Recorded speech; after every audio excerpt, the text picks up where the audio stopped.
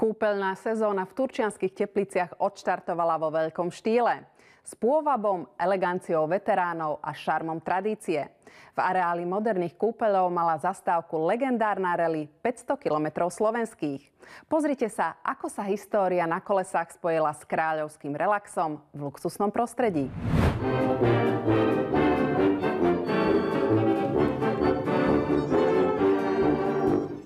Človek má na svete rôzne výhody a šťastné náhody.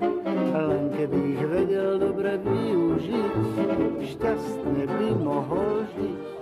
Moderné kúpele Turčianske Teplice otvorili kúpeľnú sezónu veteránovou rally. Podujatie 500 kilometrov slovenských tu má zastávku už druhý rok po sebe. Plánom je, že táto tradícia bude každoročná. Krása, elegancia, zmysel pre detail, luxus, harmónia, perfekcionizmus. To sú vlastne vlastnosti, ktoré tieto autá veteráni reprezentujú a predstavujú. A náš 5-hviezdičkový hotel Royal Palace, ktorý je postavený v 20 rokoch minulého storočia v štýle Art Deco, vlastne reprezentuje tie isté vlastnosti a predstavuje tie isté hodnoty. My máme rádi, když se krásné věci snoubí s krásnýma věcma a proto i ta spolupráce s moderníma koupelama Turčianské Teplice a hotelem Royal Palace. Tato rally projede celým Slovenskem, respektive od Vysokých Tater až po Bratislavu. Účastní se ho celkem 99 historických vozů a přiradili jsme i jednu novou kategorii, která se jmenuje Auta snů z plagátu, stojíme před nima, jedni z nich, kterých je celkem 6.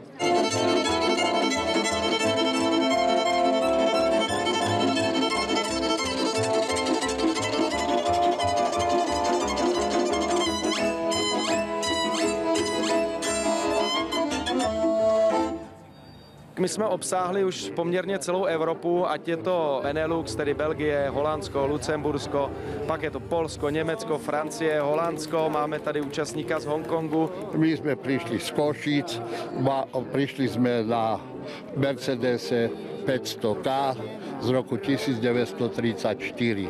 To je vec záľuby v prvom rade. V Košiciach máme muzeum, automuzeum Neubeller, kde máme 90 skvostov. Prekvapili typy vozidiel, ktoré som napríklad ja nikdy v živote nemal možnosť vidieť. Ani len na obrázku, som netušil, že tak existujú. Takže máme tu dohora výkopné dvere, ktoré asi nie sú úplne praktické. To sú jednoducho storočné vozidlá pomaly a boli v lepšom stave ako moje nové auto, takže super. Kolóna veteránov púta pozornosť všade, kde sa objaví. Inak tomu nebolo ani v Turčianskych Tepliciach. Spojila sa tam motoristická elegancia s pokojom kúpeľnej atmosféry.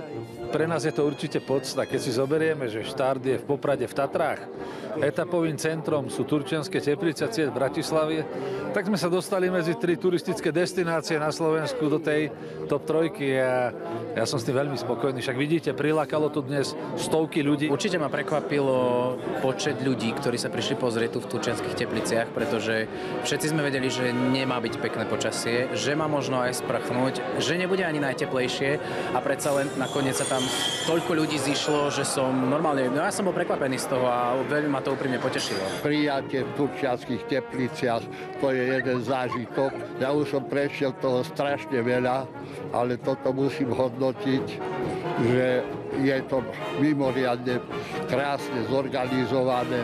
Ja som tu jak doma, to je môj druhý domov.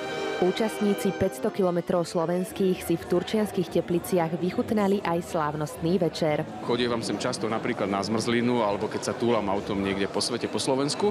A som veľmi rád, že 500 kilometrov si tu našlo, povedzme, taký prechodný domov, aspoň na jednu noc. Veľmi krásne kúpele, som tu druhýkrát, minulý rok prvýkrát sme boli chvíľočku a teraz sme sa sem vrátili, lebo sa nám tu veľmi páčilo a musím povedať, že som bola veľmi milo prekvapená úrovňou, ako je hotel zrekonštruovaný, aké služby tu poskytujú, takže veľmi dobre sa tu cítim.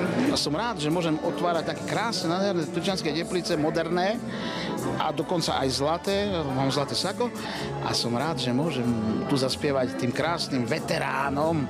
Tradičná rally pripomína zlaté časy motorizmu a ak je niekde miesto, kde sa história stretáva s budúcnosťou v dokonalej harmónii, tak je to práve v srdci Turca. I see trees so green, red roses too. I see the blue for me and you. When I think to myself, what a wonderful world.